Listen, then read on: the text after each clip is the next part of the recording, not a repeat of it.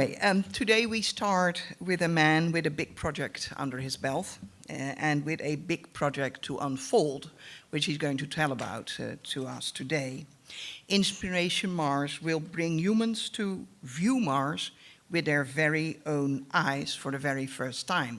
That's the idea, to demonstrate also that we can do it, bring humans to Mars, get them there, get them back home on Earth safely again. It's a stepping stone in that sense into the big project that we are all envisioning, Boots on Mars. And, I don't want to take any of your time, Taber, so I give the floor to you.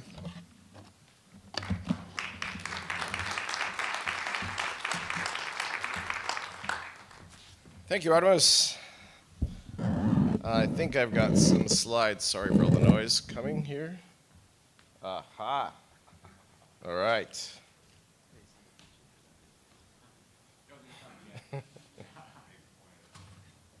What do I point this at?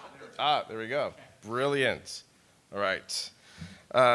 So largely my comments this morning are going to be, and it is morning in California, are going to be directed to Congress and the administration. I agree that human spaceflight programs must be a sustainable series of missions, taking into account current environment, and every mission hardware upgrade should test a Mars subsystem. There's really nothing that I heard yesterday that I really seriously disagreed with. It is a rational approach. I also understood General Bolden to say yesterday that within the context of the plan and GER, we should have a conversation. The asteroid missions are a great stepping stone to operations on the Martian's moon and Mars moons. God, it is early in California, isn't it? So with all due respect, I do mean that sincerely. My concern about the plan is ultimately that demonstrated public support is centered around Mars. The Hubble Space Telescope, for example, was retained in no small part because of public who felt a sense of ownership. That may be a missing ingredient in the sustainability of the roadmap. So exploring the range of missions that may be accomplished by SLS and Orion, and given that I was asked to speak at this conference on flying humans to Mars, I am faced with little choice but to do what has become sadly controversial within the Beltway, to talk about a potential mission to fly by Mars, one that may not ultimately be considered technically feasible, programmatically executable, or even politically wise. The merits of this talk can only really be judged by those who are charged with funding and approving, Congress and the administration, and accomplishing this mission. But I do believe it is a significant step on the road to a landed mission, and importantly, one that Americans and the international community will take as their own and defend when the time comes, because it will. Do I make this work? George Miller is credited with all-up testing concept for Apollo and was associate administrator for manned spaceflight from 63 to 69. Thanks to John Logsdon for pointing out that in 1966, George gave the following testimony in Congress with this graphic. A piloted Mars flyby affords the best opportunity for performing manned planetary exploration with minimal cost at an early date. The attractiveness of this type of mission stems from the relatively light burden which it imposes on the propulsion system. The usefulness of the flyby mission becomes clearly established when viewed in an in-situ testbed for evaluating the performance of various subsystems such as navigation, life support, and communications to be used later in a landed mission. So we've been doing the capability-driven approach since the mid-60s. The graphics have gotten better, though. When this was just an idea as a measure of public support, and we glibly said we can get to a flyby mission of Mars, we had 3 billion impressions, and over the course of the last year, about another billion impressions. Apollo 8, another flyby mission, essentially broke all viewing records at the time. So flyby missions, I would say, are inspiring. There is a design competition going on for the Inspiration Mars mission. It had 38 teams, 58 universities, 15 countries. There's 10 finalists. These teams are from Asia and Europe and the US. There's clearly interest in the student body in this kind of work. Just so everybody understands a bit of why these flybys are rare, essentially it's an alignment of the perihelions. We have to leave Earth right at perihelion and get to Mars right at perihelion in order to swing by and get back. These are constrained by the amount of energy it takes to launch. Our launch window is constrained, and the returning speed of the spacecraft. This was what creates the about 15-year odd time window for launching these kinds of flyby missions. So we looked at many types of ways to get this mission done. As those of you who've seen the report, it got very complicated very quickly. It was very hard to get below 3 launches, and 4 launches is generally what it came down to. And that got very complicated because each of these launches obviously have very tight time windows. The first launch dictates the minutes of the trans-Mars insertion. So using existing assets became virtually prohibitive in the complexity of getting the mission put together. But this is what we came up with. You really had to use SLS, which I thought was a very interesting result. SLS launches the habitat, commercial crew transfers the crew to the habitat, we do the trans-Mars injection burn, go to Mars, come back. This is that same graphic done as a timeline. So this is about as simple as you could get, allowing for the crew to have crew escape, excuse me, and one launch. So the 2018 mission had several severe issues. We obviously had a high entry speed, we had a 2-launch scenario, dependency on commercial crew program happening on time, and of course a 2018 launch date. Now there's a 2021 trajectory, which is quite interesting. It can be used with, I believe, a single launch. Uses Orion for the mission because it has lower entry speeds. It has a November 2021 launch date. Has the freebie of flying by Venus as well. And the mission is only 80 days longer at 582 days. Launches November 22nd, 21. Reaches Venus at about what would be 180 degrees opposite to the sun at the time. Goes from Venus back to Mars. The Earth is in the vicinity of Mars at the time of that encounter, and then back to Earth. 133 days to get to Venus. You're 324 days into the mission swinging by Mars. The configuration is the Orion capsule, which is really, the ecosystem is simplified dramatically down to 2 crew for very short duration. The Orion service module is also simplified because it doesn't have anywhere near the propulsion requirements it would otherwise have. Get as much weight out of those 2 as we can. Create a trunk, a nice capability for the SLS. Put the mission habitat in the trunk. And of course, we need the real upper stage. So key mission features. A part of this would be looking at a philanthropic partnership. Fundamentally, in my view, NASA is a philanthropy. It would be natural for NASA to team with other philanthropies and form partnerships. And I looked at what's raised. What is a little University of Arizona in a capital campaign raised over the course of 5 years? Their current capital campaign is $1.2 billion. University of Chicago is getting ready to raise 5. These numbers in philanthropic raises are not unheard of. And so there's very real possibility, I believe, for a philanthropic partnership to have a significant benefit and enable a Mars mission. Obviously, international participation. NASA could delegate authority as fit, and I wouldn't mean to dictate what that would be here. Clearly, there are key functions NASA retains. It's 1 SLS launch, a double flyby, 2 crew. I think a husband and wife team is cool, but I'm married. And the Inspiration Mars Foundation has already signed up to contribute significantly. NASA leadership has demonstrated the capability to form effective partnerships and rapidly change operating parameters. We hear lots of complaints about the stodgy NASA leadership. I think it's phenomenally impressive. These pictures, just a few years ago, were deemed impossible. There was no way that the ISS program was going to allow a commercial vehicle anywhere near the approach ellipse of ISS. And now we see lots of partnerships. So I think it's really an incredibly impressive rate of progress that's occurred in this area. That's to get an idea. EM1 launches testing many key subsystems. EM2 would have a habitat which would be a duplicate of the habitat used in the Mars mission. going beyond or to lunar distant retrograde orbit. EM3 becomes the Mars Flyby mission. EM4 could be an asteroid mission, but we can easily see a cadence where there's actually multiple missions going on. The SLS provides an amazing ability, I believe, to have a cadence of very, very compelling missions. So the assumptions are SLS Block 1B, i.e. we need the real upper stage, no change to core boosters. We also have ground systems need to be modified for the 1B configuration. The capsule, as I said, needs adjustment for 2 crew, potentially an upgraded heat shield, but hopefully we'll know more in the flight that occurs later this year.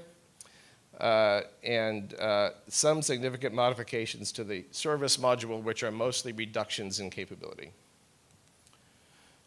The notional weights are Orion capsule brought down to 9.9, Orion service module at 5.6, a habitat at 9.8, which is probably the most challenging number here, but we'll see. And of course, the Block 1B, we need that great trunk to be made so we can carry all kinds of great cargo and the like in the back. Here's another graphic of the same.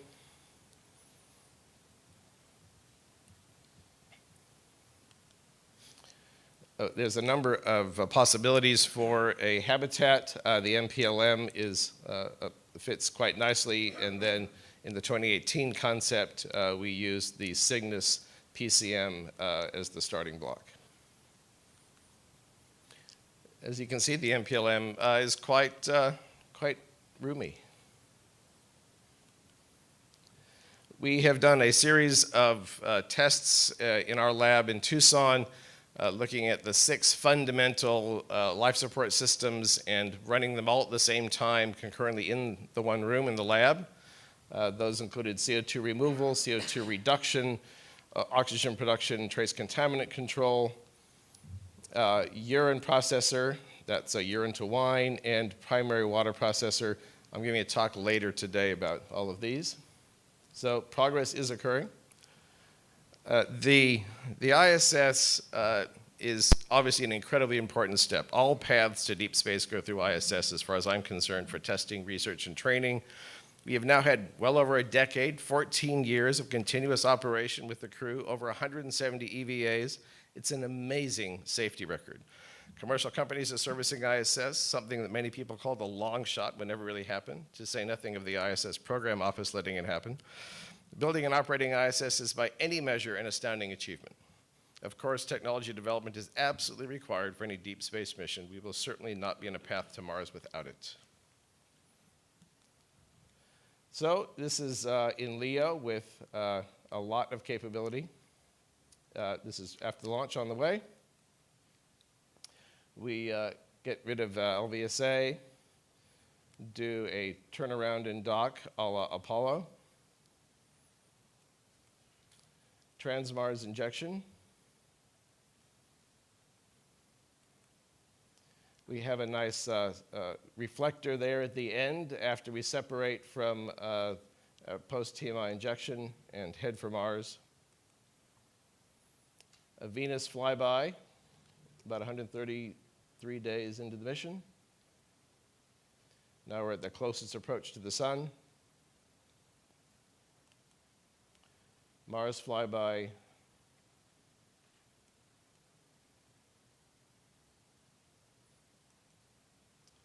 Approaching Earth. And 582 days. Crew back. So I think most importantly, one of the Inspiration Mars's findings was to really independently note that we've really got to have a capsule, and we really need a big heavy lift SLS, and we absolutely need a deep space habitat. That what is being developed is what we need.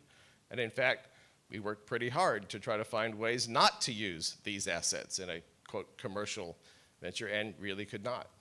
Now, this mission I just described may not be the right mission, but I think it's an example of what SLS and Orion can do, and it's important for us to explore these examples. I truly believe a flyby mission inspires people all around the world. I think that's been demonstrated in the response that was produced. It appears to be feasible with SLS and Orion. We have already done a benchtop test of 6 of the major systems, really all derived pretty much from ISS systems. So we're not departing from the work that's been done on ISS, really trying to enhance it. I believe asteroid missions are complementary steps to go to the moons of Mars and onto Mars. Philanthropic partnerships are important, and consider EM2 as a test flight using part of the philanthropic partnership, using the same habitat module and the like. So, having fulfilled my solemn duty now to argue the merits of a Mars mission and the humans to this conference, it must be said that I do so with the greatest respect for NASA leadership. One of the things that I came to more fully appreciate in the course of working on Inspiration Mars is what an incredibly complex, difficult, unappreciated, and thankless job, for the most part, the NASA leadership has. And at the same time, their job comes with a responsibility and promise at the heart of America's future. Aaron Sorkin said that America is a terribly difficult idea filled with promise and maybe impossible to live up to. He called it a promise of a generation, of our generation to the next, and he said that a failed promise only truly fails when it leads to lowered expectations. Inspiration Mars is called that because it acknowledges our obligation to inspire and raise the expectations of the next generation. Shortly before his death, Buckminster Fuller did just that for me. He double-dog dared us and a small industrial, academic, and government team to fund the design and build of Biosphere 2. He dared us to test the idea that small, stable, human-supporting artificial biospheres could be created using ecosystems derived from Earth's biosphere. In its time, that was no more an audacious idea than flying by Mars is today. Bucky impressed on us that the right time, place, people, ideas, and resources very rarely come into alignment. The Biosphere 2 project succeeded because a team adopted by philanthropists came together and dared to push the limits of what was possible in science, technology, and program management. The word biosphere was not even in the popular lexicon at the time of the project. Returning to Earth's biosphere after 2 years and 20 minutes in Biosphere 2, I wanted nothing more than to have a good beer with friends, talk about our journey, and enjoy fresh strawberries. Those are the best friends, beer, and strawberries I've ever had.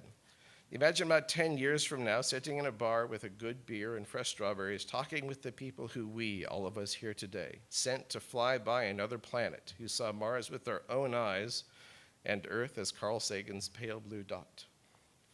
Picturing that day when 2 of our own have just splashed down in the South Pacific, 2 who have seen Earth from our planetary neighbor, we might consider as well the creative energies awakened in the lives of young Americans. Perhaps more than anyone else in the watching world, this mission will speak to them about their country's potential and their own. In the years after Apollo, twice as many high school students pursued the sciences than before, and twice as many earned science and engineering degrees in college and graduate school. We can hardly calculate all the good that followed from this single national objective declared, reached, a promise fulfilled. All of this can happen again, yielding new discoveries beyond anything we can predict, decades of technological dividends from new national endeavors in space. No lesson plan nor aggregate goal of educational attainment can call forth the talent and enthusiasm in the life of a young child like the sight of thrilling experiences they want to understand and be a part of. How do we encourage more boys and girls to study sciences? Show them what science can do. How do we simply multiply the ranks of engineers, physicians, mathematicians, and doctors in less than a generation? Show American children all that these disciplines are capable of doing, and doing for peaceful and worthy ends, with the mix of daring and humility that guides human pursuits at their best. There is no rival power, at least not right now, for America to catch up with in any space race. Whatever other governments might seek in their own space technology, there is nothing in the heavens that the United States aspires to seize or dominate. American space exploration has never proceeded at the level of pure self-interest, national vanity, or cheap propaganda, at least not for the most part, which is surely one reason why no one has ever done it better. We do well because we do it for the right purposes. When one of our own first descended that ladder, it was not the achievement of a nation, but a leap for mankind, and felt as such by every soul who shared the moment. The desire to peer beyond our appointed place in the vastness of creation is in us all, and the greatest journeys are made on behalf of us all. It is true that from far away, where the sun becomes just another star and our galaxy faint scattering of light, the flyby of Mars can seem insignificant, a jump from one speck to another. A fair measure, however, looks not at endless space, but at finite man, and where we began. To say of Mars one day, we were there, is to say much more than in that. In the story of the cave dweller who became the spacefarer in an instant of geologic time, as in the journey to a satellite of our planet just 240,000 miles away, an encounter of another planet one day and a landing there is not nothing for creatures formed of the dust of this earth. In all of the science, there is no more unique instrument than a person with eyes to see, present to tell in words what telescopes, pictures, and robots cannot convey. Looking out through the window of their capsule, this woman and man will see another world, and across the void, that little light in the darkness of the touch of blue.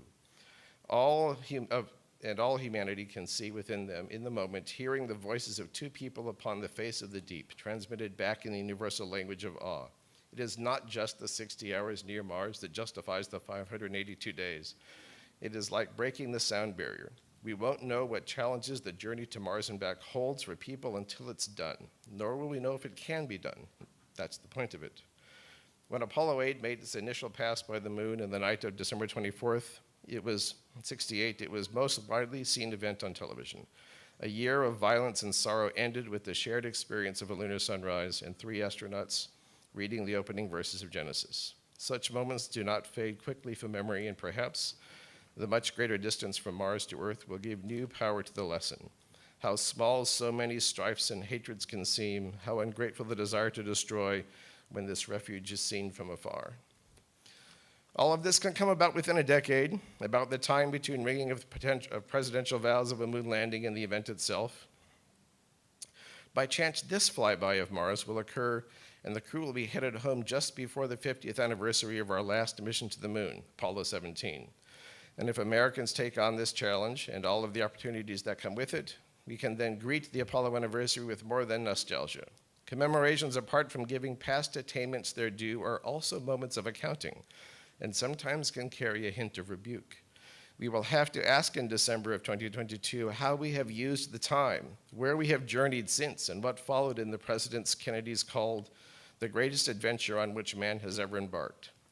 The fact is that one of two answers will be open to us. We can reply that in this half-century, human spaceflight never went much farther than where the Eagle landed, that we had plans and ideas to make longer missions, but we never did and we never tried. Or, in just the weeks before the anniversary of America's last mission to the moon, we will be able to answer that 2 of our countrymen have just traveled the distance to Mars, and they were first. For all these reasons, and for its own sake, a mission to Mars, a flyby, or other equally compelling human missions are worth doing. The vehicles are being built. I have seen them with my own eyes.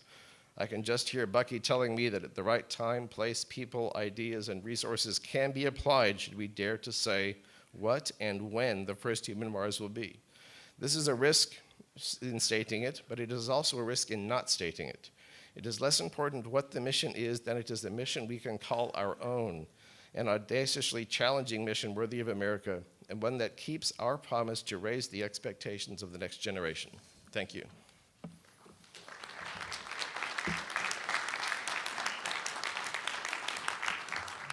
Couple questions?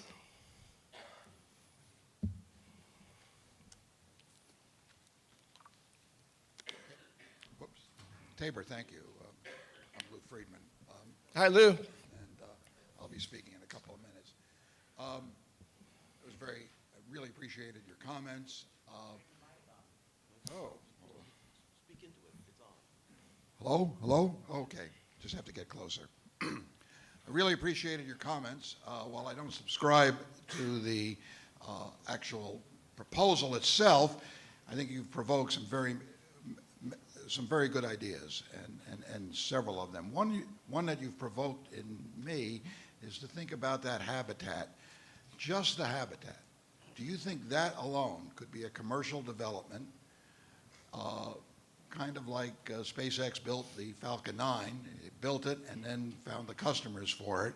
Do you think the habitat alone, which is of course a much smaller project than trying to do the whole mission, but would certainly be the capability that we don't have that we need to enable it, could be a commercial venture just by itself?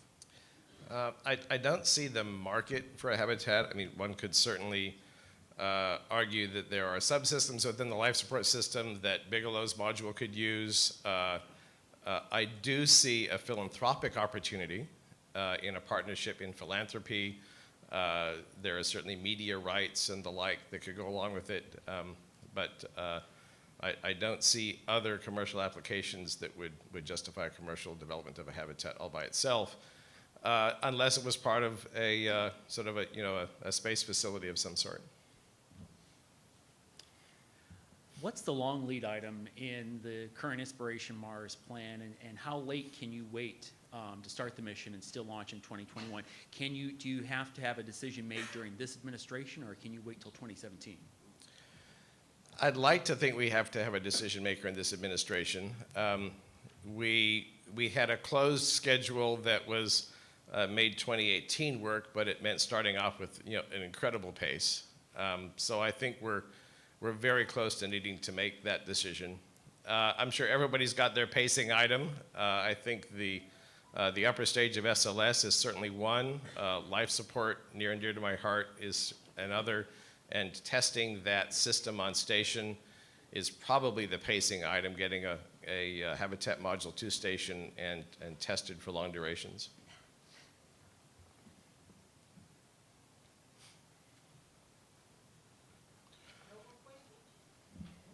Wow, all right then. Thank you.